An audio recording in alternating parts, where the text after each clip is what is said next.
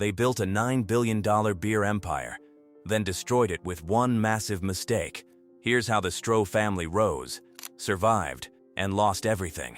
Stroh Brewery, a 5-generation dynasty built through joint effort and resilience, was undone by debt, risky expansion, and family division. This shook the whole of Detroit, and even sparked conversations worldwide.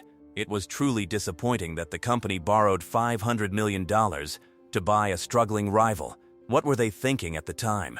And who initiated such a risky move? The same place where the Stroh family had spent years building their dream was destroyed, along with the effort, time, and dedication invested in the company. The decision caused 890 people to lose their jobs. Their hearts must have been broken hearing such news. At its peak, Stroh's brewery was estimated to be worth around $700 million, equivalent to nearly $9 billion today. However, the company continued to struggle until about 30 heirs finally decided to divide and sell what was left, realizing roughly $350 million from the sale. The Stroh Brewery was founded by Bernhard Stroh. He started this business in Detroit a few years after he left Germany. When he arrived in America, he ventured into a small business. That was how he started his beer business. He saw it as a revolution from his failure. He had a large vision for his small business. Other than that, he believed so much that his business would thrive well in his town, Detroit, because it's a good place to make beer. It's serene, and they have clean water from the best lakes too. He was considerate about people's health. In 1849, Bernhard started his beer business. Although it was very small, he made those beers in a basement. Most times, he could barely afford delivery of those beers because he lacked workers and couldn't afford to pay either, but he didn't quit. Bernhard Stroh had to do everything himself for his beer business. He would put the beer in a wheelbarrow, carry it around the city to sell. He hawked, technically. He used this wheelbarrow to carry lots of beer. Bernhard Stroh made sure people got the beer. Stroh really cared about making beer. He wanted to keep doing it the old way. He made Stroh beer like they do in Bohemia. People in Germany really liked Stroh beer at that time. People trusted Stroh beer because it always tasted good. The more he hawks each day, the more people want to buy from him. Stroh beer became very popular because people wanted to buy Stroh beer. Then, his breakthrough finally came in 1865. The small basement operation had grown into a proper brewery. Stroh purchased land and constructed a larger facility to expand production. He adopted his business logo, a lion symbol which was greatly inspired by legendary Germany's Kaiburg Castle.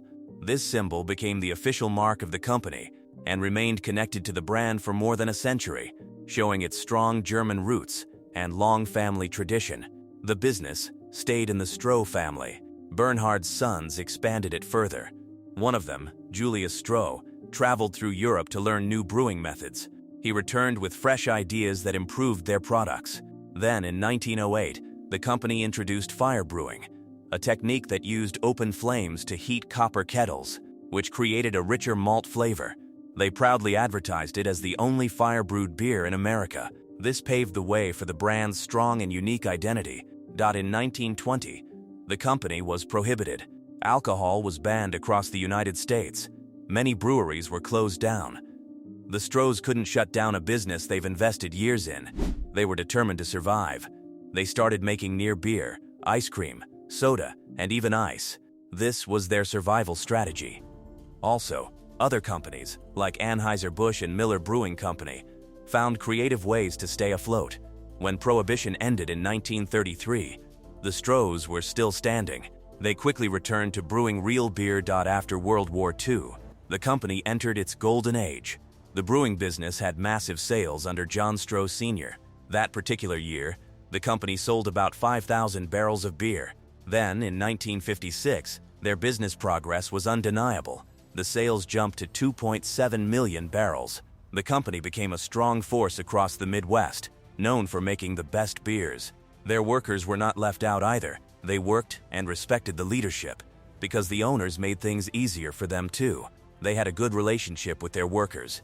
Even as the company grew, it still felt like a family thing. Stroh breweries had taken other breweries, because in 1970, there were over 80 breweries operating in America. Unfortunately, the number dropped below 50. The brewing industry became a battle zone, where the stronger ones survive and lead, while the weak ones are torn down or taken by the stronger competitors. Later in 1980, Peter Stroh became the CEO of the Stroh Brewing Company. Stroh Brewing is a family business, and it's been passed down. He inherited a profitable regional business with a proud history. The Stroh's Brewing Company had been strong in the Midwest and respected in Detroit over the years. Unfortunately, Peter wasn't like other successors. He wanted more. He took a bold decision to become the national brewer since others were recognized locally. He wants Stroh's company to compete with other companies across the globe. His strategy was fair and undoubtedly smart too. In 1981, he bought the F&M Schaefer Brewing, which gave Stroh's access to new markets and increased their production too. A year later, the business started facing a deficit. Things were falling apart, so Peter Stroh took a big risk. Stroh Brewing is known for its independence, but poor management made the efforts built over years crumble. Trying to fix this, they took a loan of $500 million and bought a struggling company, Yayos, Schlitz Brewing Company, formerly known as the beer that made Milwaukee famous. And this is 5 times higher than Stroh's value, especially for a family business where every member has a share. This move is more like a gamble.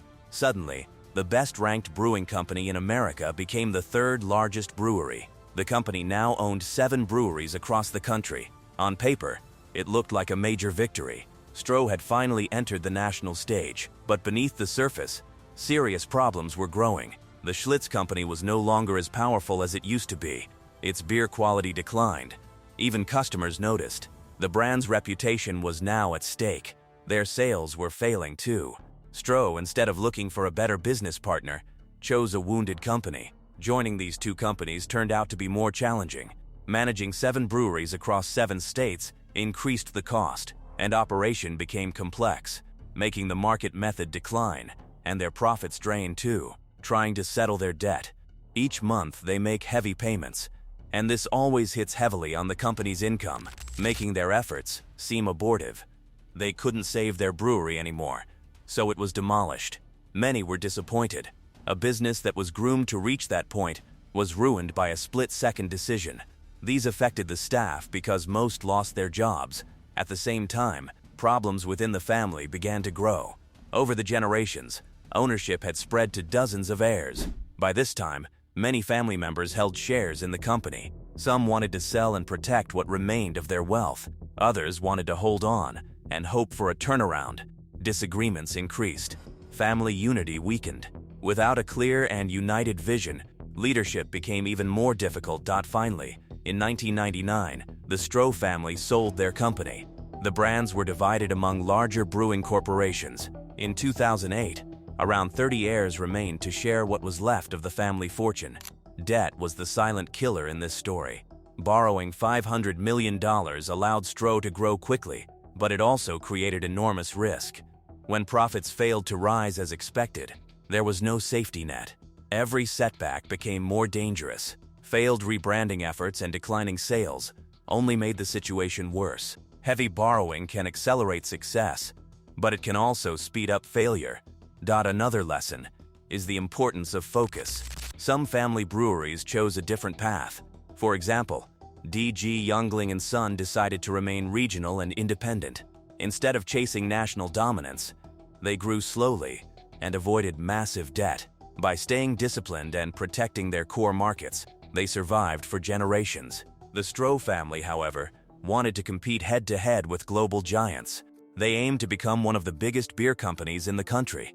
In trying to become larger than ever, they slowly lost what made them special: strong local identity, careful management, and steady growth. There is also a generational lesson in this story. Often, the first generation builds a business with sacrifice and determination. The second generation expands it.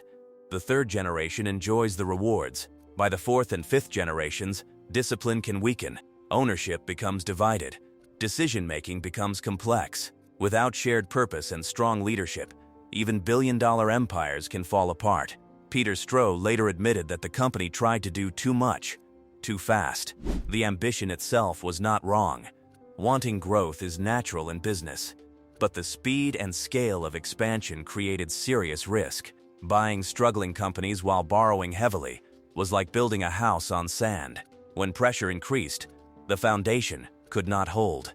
When the famous lion logo disappeared from many store shelves, the Detroit brewery was gone. The Stroh family name faded from the center of the beer industry. The fall of Stroh did not happen overnight. It was a slow weakening caused by debt, poor timing, aggressive expansion, and internal division. This is proof that success is fragile. Markets change.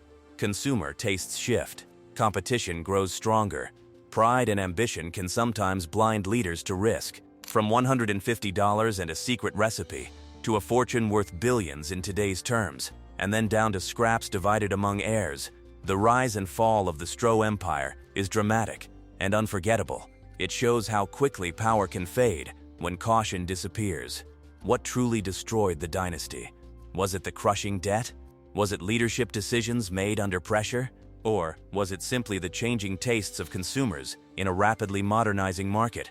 Perhaps it was a combination of all three. What do you think played the biggest role in the fall? Let's know your thoughts in the comments and hit the subscribe button for more powerful stories like this.